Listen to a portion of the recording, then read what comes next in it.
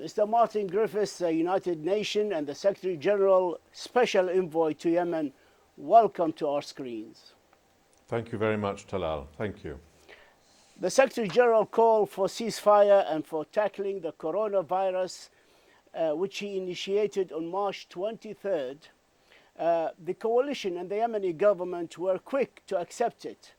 However, the ceasefire for 2 weeks by the coalition and the Yemeni government is expiring today, I think, but no acceptance by the Houthis yet.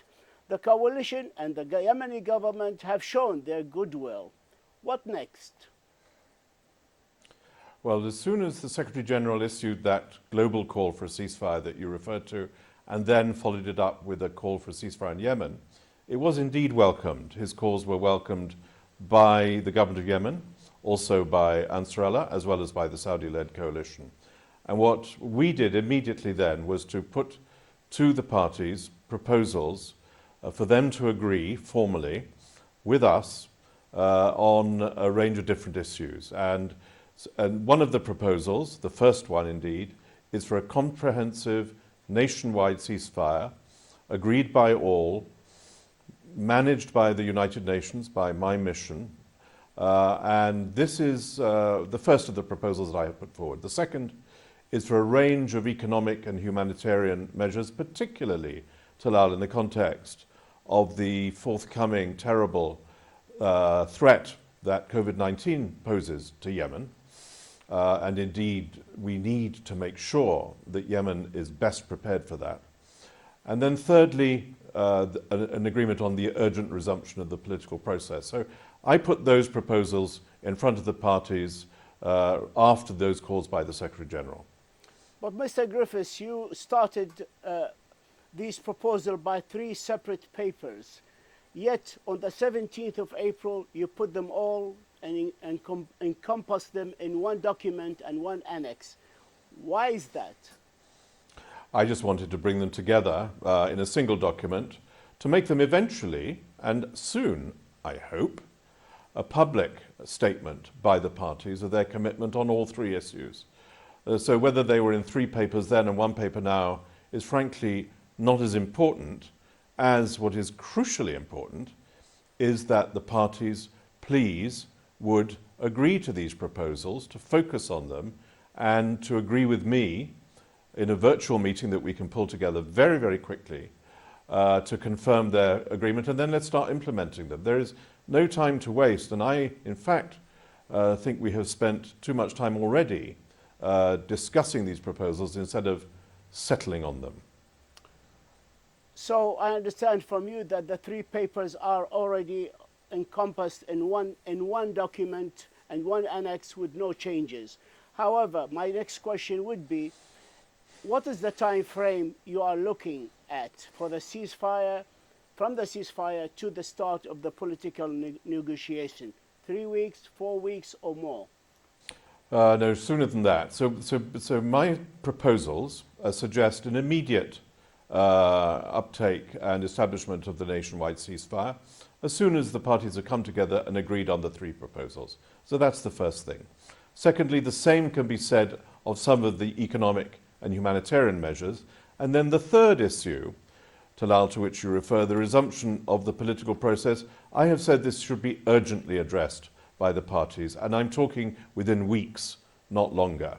And the reason I say that is because we know from previous experience, including in Yemen, 2 things. 1, a ceasefire has to be nationwide and not just for a part of Yemen to work. And secondly, it needs to be accompanied rapidly by a political horizon and by efforts to finally resolve this conflict, which will not be done solely through a ceasefire, but will be done through political negotiations. That is, in fact, my principal task and why I was sent by the Security Council and the Secretary General to do. And so I think that's really important. And I think we need to have a clear vision of a Yemen post-war with freedoms of movement and expression and association, all the things that Yemen has had in the past and needs to recover as quickly as possible. In other words, a sustainable peace. Mr. Griffiths, any ceasefire arrangements are complicated. You know that from your experience in Hodeidah in Yemen. And who will monitor this ceasefire, especially when you talk about a comprehensive ceasefire all over Yemen territories? Do you have enough monitors for a comprehensive, complete ceasefire all over Yemen? General Goha, head of UNMHA, has about 20 or so monitors, and please correct me if I'm wrong. Surely that sort of number is not sufficient. So how do you expect an immediate ceasefire all over Yemen without having the tools ready there to implement it and monitor it? Well, I'm glad you asked that question, because we're proposing a slightly different approach, but one, in fact, Talal, which was used in Yemen in 2016 in the famous Dar al-Janub ceasefire, which lasted very well until finally it didn't. Now, what we have in mind, and we have been developing for some months and negotiating, by the way, between the parties, is a mechanism run by us, run by the United Nations, as indeed is the case in Hodeidah, which progressively rolls out throughout the country, through all the fronts of the country, different in that sense from the Hodeidah arrangement, which holds the parties accountable, and in which it is the parties and communities and the institutions in the governorates where the fronts are that will be reporting into our mechanism on potential breaches, on compliance, and on, perhaps even more importantly, on opening new roads, new humanitarian corridors, new access, which is what a ceasefire is intended to do, and to help make Yemen slightly better prepared for the COVID-19 fight, which is yet to come. So we do not depend on the idea of blanketing Yemen with international observers. On the contrary, this will be a Yemeni ceasefire with the help and support and direction and guidance of the United Nations. So, sir, I understand from you expect them to form a joint mechanism between the parties, the Yemeni parties, with the UN supervision to monitor this ceasefire. Aren't you opening a Pandora's box for accusation and counter-accusation, as we have seen in the past? Talal, ceasefires anywhere in the world have had a wide range of experience of accusation and counter-accusation.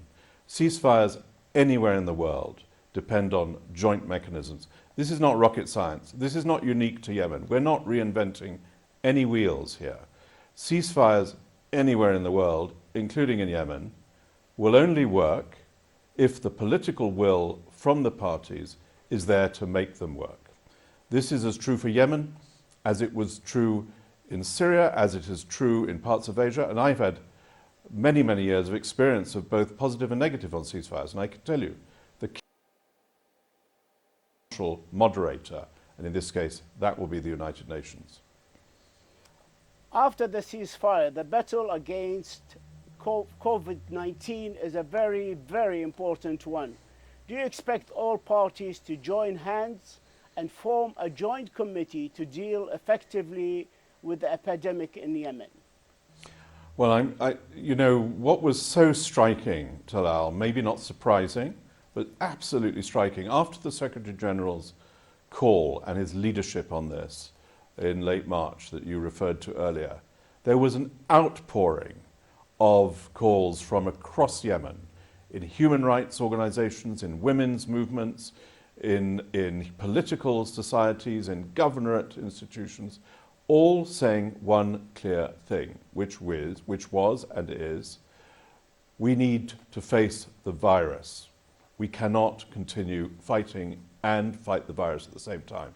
That call was so powerful and, in my experience, unprecedented in Yemen, and so united that it immediately had an impact on the idea that you've just referred to as a joint program under the United Nations, but with the full involvement of the Governor of Yemen and Ansarallah to combat the virus, the ministries of health, for example, the technical facilities that are inadequate in Yemen and need to be provided across the board to at least give us a fair chance. Lise Grandy, my colleague, who is in Sana'a, who is the resident humanitarian coordinator for the UN, her colleague, Altaf Musani, the WHO representative, they've been working on this since before the virus raised its head in Yemen.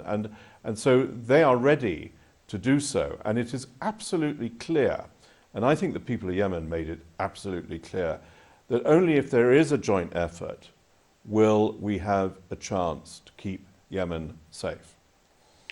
I'm going to ask you a question, sir, which you might not like, and that is, some accuse you of bending backward and forward to appease and not to practice apparent pressure on the Houthis. What do you say to them? I say what I have said since I began this assignment, this privilege 2 years ago. My job is not to put pressure. My job is to find agreement. I do not agree with those who say that agreement always comes only through pressure. Agreement comes through will. Agreement comes through opportunity. And agreement comes, most importantly for a mediator, which, as you know, Talal, is my job, through an understanding, a relationship which is built on experience of difference and experience of agreement. Those who say, please condemn party one or party two, that's a short-term solution. And I don't think Yemen deserves short-term solutions. Yemen deserves a chance to end this conflict, end it conclusively, return the country to its people and to the freedoms that they used to enjoy. My job is a very simple one. My job is to give the parties the opportunity to make that move happen and happen soon. But also maybe some argue that you should really give credit to the coalition and to the Yemeni government when they come forward and agree to proposal by you or by the Secretary General, which we found missing. For example, the Secretary Council has issued a statement this month appealing to the Houthis to respond to the ceasefire call, but at the same time thanking the coalition and the Saudi government for their leadership in this. We haven't heard these words from you, sir. Well, Talal, you're just asking me the same question with different words. I actually have said, made my approval, or for what it's worth, very clear when people do the right thing. And proposing ceasefires, agreeing with my boss, the Secretary General of the United Nations, that's the right thing. What I'm working on is trying to get a comprehensive, nationwide, mutually agreed ceasefire to happen. That's my focus. And I will not be distracted, and I will not be deterred from that by those who think that they want me to condemn this or praise that. My job is to try to forge a path forward for the people of Yemen. I actually often do praise people, by the way, and the reason I do so, I'm a father, for goodness sake. I know that praising my children, my family, is of great importance. When people praise me, I feel encouraged and emboldened. Praise, I think, is important. Recognition is important. Encouragement is important. But clarity of purpose is the most important. Do you want the Sana'a airport to open? Is that included in your latest proposal? And what guarantees do you have that no violation of the Security Council arms ban and arms smuggling could take place? 2 years ago, on my first briefing of the United Nations Security Council in this assignment, and you probably remember this, Talal, I called then for the opening of Sana'a Airport, and I have not changed my mind since that time. I continue to think it's admirable and important and necessary objective. Now, I'm not going to give any details of what is in the proposals because that would be improper. It would be wrong. This is for the parties to decide on, tell me their views, and then for us together to decide to make them public. So I'm afraid I cannot be drawn on specifics, but my position on opening Sana'a Airport has been well known since the time I began my work on this assignment. But you are very aware, I'm sure, of the Security Council resolutions forbidding the smuggling of arms, and I'm sure any party in that conflict would like to ensure that this ban is respected, and can only be respected if there's a monitoring mechanism at these airports, or the flights are directed through an internal airport. Once again, Talal, you're asking me the same question with different words. I'm not going to be drawn on the specifics of what is or is not in those proposals. I think it would be quite wrong of me to presume to jump the gun on the parties before they have had their chance to comment back. Obviously, as a United Nations official, embargoes that are brought in by the Security Council are of the highest importance to me. And I don't think the UN would be part of any measures which threaten those agreements, those sanctions, and that future. Thank you, sir, for this assurance. I would like to ask you about the Safir tanker, and what have you asked the parties to do to ensure and guarantee the safety of the Safir tanker and to prevent an environmental disaster? Once again, I'm not going to go into detail of what is in my proposals to the parties in this most recent papers to them. Again, I'm not going to be drawn on that, Talal. What I can say is that I have frequently, publicly, privately, directly and indirectly made clear the United Nations view on the Safir tanker and the urgent necessity, extremely urgent necessity, of our colleagues, our technical mission to take place to the tanker to ensure that it's safe and to make sure that there isn't that appalling catastrophe that we all fear. And that this is urgent. It should have happened 2 years ago and more, and it remains urgent now. Correct my assumption. I'm presuming here, and forgive me for that. If I'm to assume that Al-Hodeidah seaport is to open to allow ships carrying food, medicine, and medical equipment to enter, am I right in this assumption? And if that is to happen, would that be in accordance with the Stockholm Agreement and Hodeidah Agreement, or through revamping and strengthening UNIVIM, which is the United Nations Verification and Inspection Mechanism? You're drawing me into specifics once again, Talal, on what's in my proposals to the parties. Again, I'm not going to be drawn on that. I'm not going to comment on those proposals. You wouldn't want me to, I think. But what I will also say is that we have wanted the UN verification mechanism into Hodeidah ports, as you say, for 16 months now, since the agreements in Sweden in December of 2018. We have tried to make that happen. We would like to make that happen. We think that will accelerate and improve the swift entry into the Hodeidah ports of commercial vessels, fuel, food, and others. And that, in fact, this has become all the more important, of course, now because of the COVID-19 threat to the economy and health of the people of Yemen.